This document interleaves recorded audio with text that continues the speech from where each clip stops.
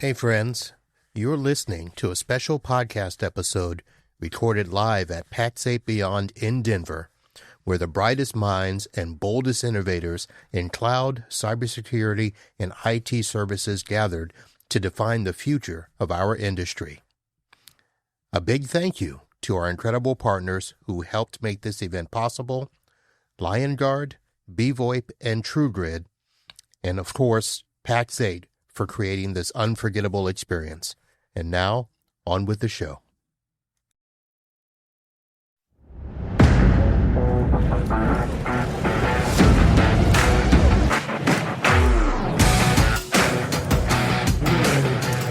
Hello, friends. Uncle Marv here with another episode of the IT Business Podcast, with continuing coverage at PAX8 Beyond here in Denver, Colorado.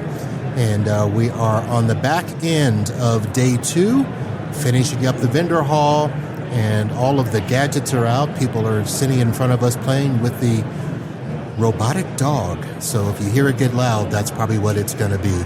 But we'll keep on moving on. I have with me now Craig Donovan, Chief Experience Officer at PAX8. Greg, how are you? I'm fantastic, Marv. Thanks so much for having me on. Welcome back to the show. Absolutely. I had to request you.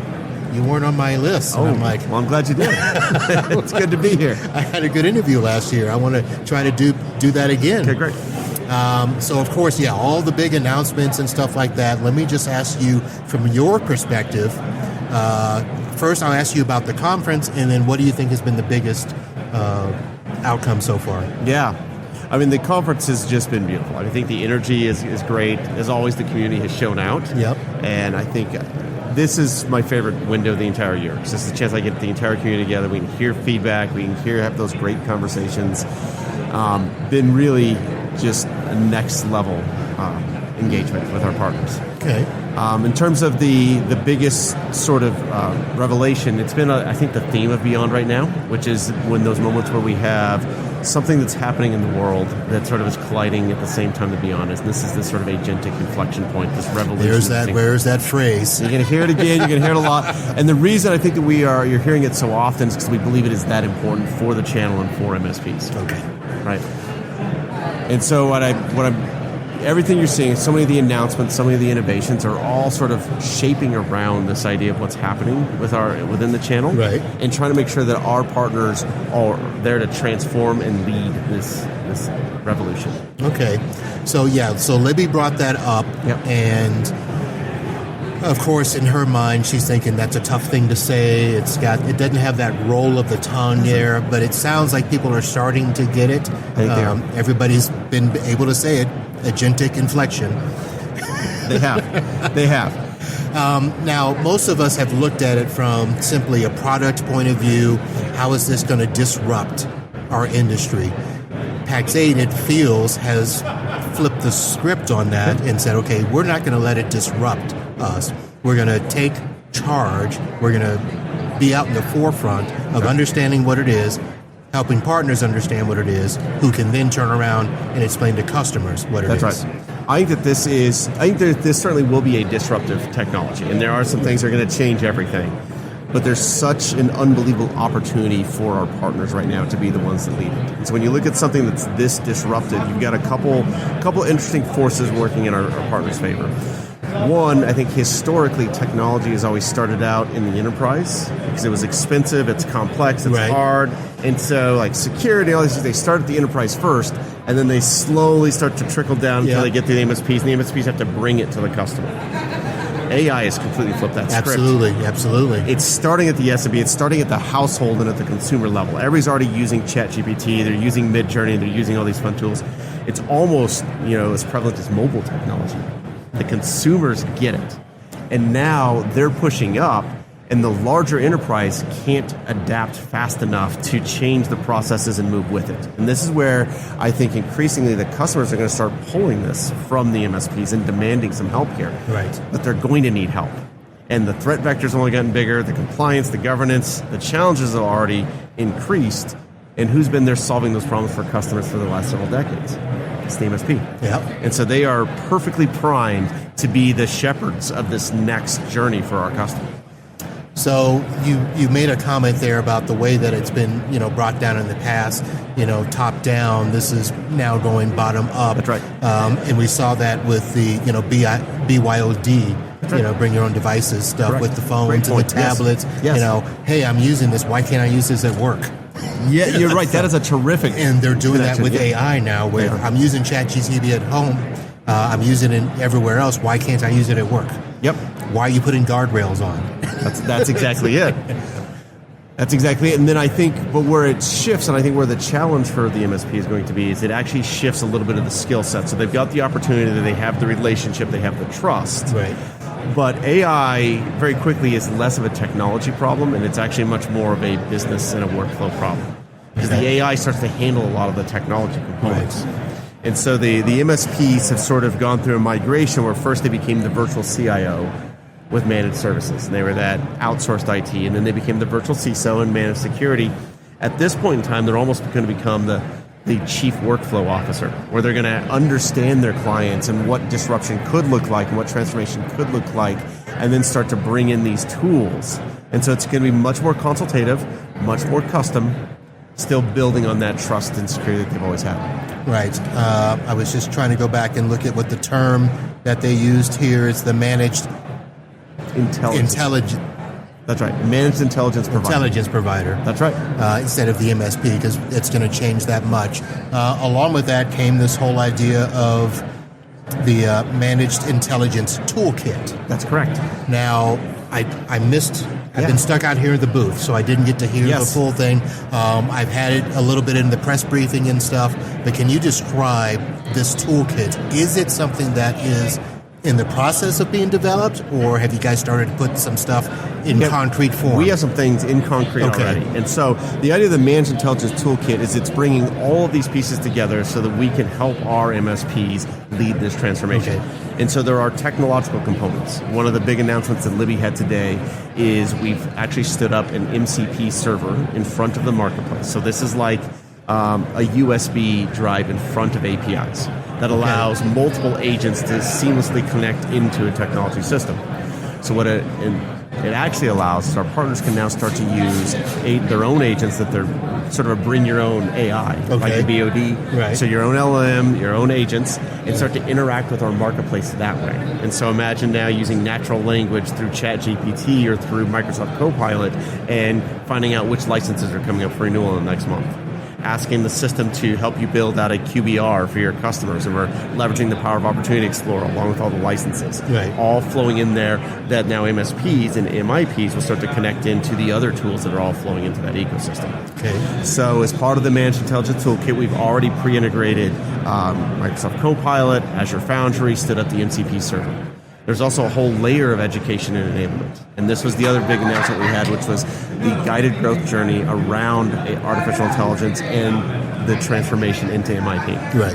And so that today is over 100 courses, along with assessments that actually help break those 100 courses into bite-sized learning tracks. Okay. So we find out where the partner's at, what do they want to learn, where are they at in their journey, and we start serving up that content. And it could be technology, like connecting that MCP server, build an agent. Right. It could be commercials, like how do you find a customer, how do you price, how do you build an AI strategy, how do you do the transformation elements. All right. So all that's coming together in one toolkit to help our partners be successful. And is that toolkit available under Pax8 University? Yes, so different components of it. So it's more the concept. So the guided growth is right there, part of Pax8 Academy. Okay. Yep, and then the technology they can get registered for through our beta programs and connect with that through the marketplace. Okay. So Libby, of course, came at this from the technical standpoint of all of that stuff. You're coming from it, the experience side. Yes. And I'm going to ask a question later that I'm not sure you'll appreciate, but let me get through this. In terms of the experience, the tech sounds great. Yep. But what is going to be the actual experience in terms of how partners, not just only access that stuff, but truly use it and make it a part of their stack, for lack of a better phrase? Yes, I think partners have got to go through the same journey, frankly, that we went through. Okay. Where phase one is you sort of have to start to use it yourself. Right? Okay. You get comfortable with the tech, you start automating some things, you start finding some ways to apply some of those advanced agents to start automating your workflows, and then you can start pivoting it out and advising your customers on how to start transforming those workflows. And when I look through from an experience perspective, there is a shift in how partners are going to start to think about AI and the opportunity in front of them. I think it comes through 5 basic streams.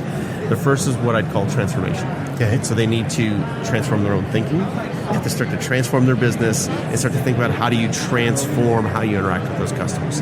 Again, it's much more workflow-driven, outcome-driven versus tech and tool-driven. Right.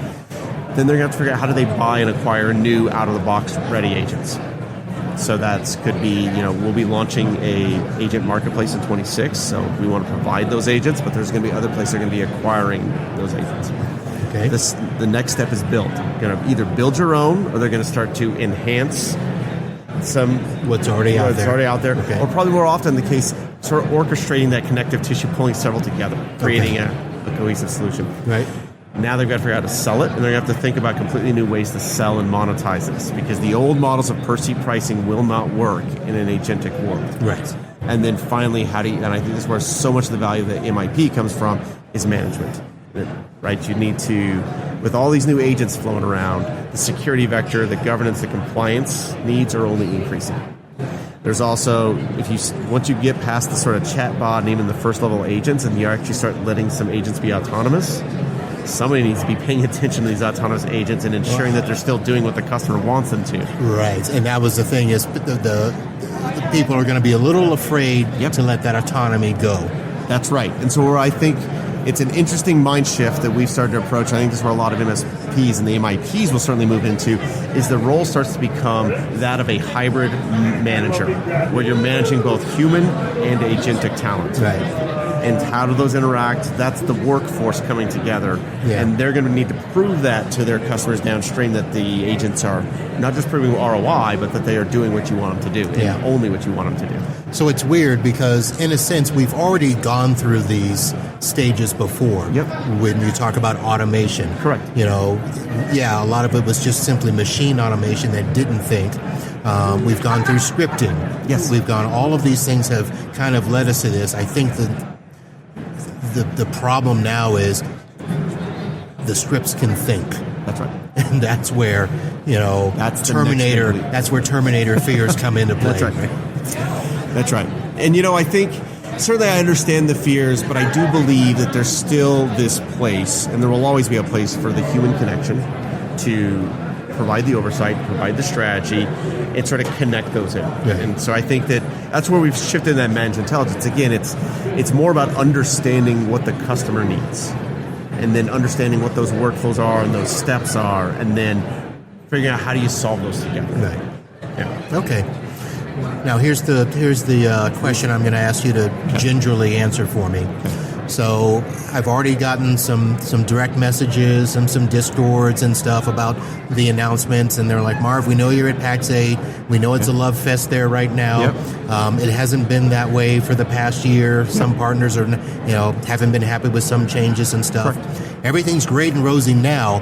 You've had to go through that year to get to this point. That's right. Tell me about that journey. I mean, it's a tough thing to go through. No, that's a fair journey, and I think that we've gone through a lot of changes. Whether we're talking the Voyager, and I know that there were some pricing model changes in there, along with credit card fees and some of those other elements.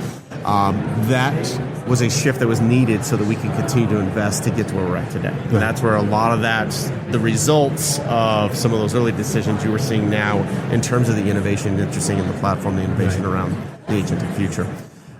Certainly want all of our partners to have an amazing experience, and we continue to try to evolve that. Sometimes we miss the mark.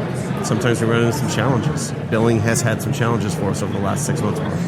It's a complex. That was the big thing. Yeah, there. That is one of the biggest ones. It's a very complex ecosystem with 150 vendors and APIs changing and product SKUs changing, and sometimes we've made our own mistakes, both in terms of the technology and certainly sometimes mistakes in how we communicate. Right. We have learned a lot from this, and we are rebuilding the system and rebuilding all of our internal processes. I'll be honest, the billing has been the number one issue on my plate since February. Okay. This is a shared initiative between myself and and Rob Belgrave, our COO, we probably talk about this 2 to 3 times a day and have every day for 4 Probably months. getting sick of it to some degree. I will not be sick of it until it is resolved. Okay. I believe that an accurate bill is foundational to our value. Right. Everything else builds on top of that. And if partners can't trust it, then we've got an issue. Because at the end of the day, it becomes an issue of trust between them and their customers. So they use our bill to invoice their customers, so we need to have that smooth, predictable, and something they can rely on.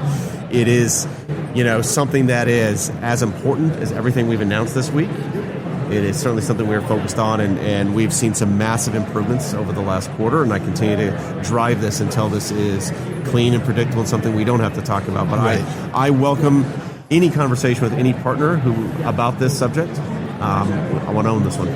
So I was going to add to that, you're not the only ones to have this issue. Sure. There have been other vendors. The bigger you get, the harder it is to manage all these things. And we know that marketplaces are pretty much the future. Yep. There's going to be some pushback by some partners that are like, I don't like it. Have you been able to chat with partners, explain, these issues along the journey, and gotten them to, stay the course? Hey, look, it's going to be better on the other side. Yeah. Trust us. This is for you, not necessarily for us, because that's, the thing they think. Oh, well, Pax8's going to go public and make a lot of money and then leave us behind. Yeah, that's just not in our DNA, but that's the fair question. And this is, again, I've mentioned it before, but there's nothing I love more than this channel. I love the people in it, and I love how they interact. And one of my favorite things is actually that they get it. This is hard. Mistakes happen. Issues run into it. And when we are transparent and when we communicate, and when I've had the opportunity to have those conversations, partners understand. Yeah. They get it. And so we continue to, when I talk about some of the changes we're making, it is not just on the technology and resolving the issues, but also how we're interacting, how we're communicating. And actually all of this has led to one of the big announcements for me this week here, which is, the partner experience is central to everything we do. And where we take this has to be tightly in line with what partners think. Right. And so I think we all can recognize that Rob Ray is the voice of the channel. There's nobody more trusted. Nobody has a better instinct on what partners need, what they're feeling, and how to connect and build for them. Right. So Rob has recently, as of this week, accepted some new responsibility. Yes. In addition to his current charter. Did he really accept? He did. I asked, and he was more than happy to lead us in this new direction. And so we're now merging in all of the community and the ecosystem work that he's currently doing with partner experience. Okay. And so Rob Ray will now be leading the direction. This includes things like the Voyager program, rewards, guided growth, all the enablement, professional services, all that will now start to flow through Rob. Okay. I know he's, held that, that stature, that face. Yep. He's smiling. Sometimes you're like, okay, is that Rob really what he wants? But I think he does. He does. I think he does. I mean, the nice thing is now we've shrunk the gap so that Rob can hear that feedback directly, have those conversations that you're talking about, and now he owns the ability to go drive it forward. Well, here's the thing. He's already heard those conversations. Sure. Now he's in the loop. That's right. To kind of help, like you said, close that gap. I'm really, really appreciative and honored that he's able to take this on for us. So I want to say now, thank you for answering those questions. Of course. Some people don't like to, and some people are afraid to ask. Oh, but I'm sorry. I'm really glad you did. And this is a subject that, honestly, I'd love to lean in at any point in time. Okay. Now let's get back to the conference. We're getting ready to close out. The big announcement of who the talent is will happen soon. It's been touted as, well, let me rephrase that. I have heard people have talked about how smoothly this conference has run, even though it has gotten bigger, more complex. Yep. It has been amazing. I've been to some other big conferences outside of tech, and this has probably run just as good or better than some of those. That's amazing. So I can at least appreciate that. Say you guys have done a fantastic job. We have a really incredible team led by Henry and Jen Bedell. Henry Snaza and Jen Bedell pulled all this together, and they do some amazing job orchestrating this. Yeah. So I'll ask you this because I can't ask Rob. Why move? Why go to Salt Lake instead of staying here? This is a well-oiled machine. Yeah, I mean, I think certainly I would have to defer, frankly, to Rob on that. I think that's sort of more in his camp. All right. But I certainly love Denver. This is home for me, so this makes it a pretty easy commute. Yeah. Okay.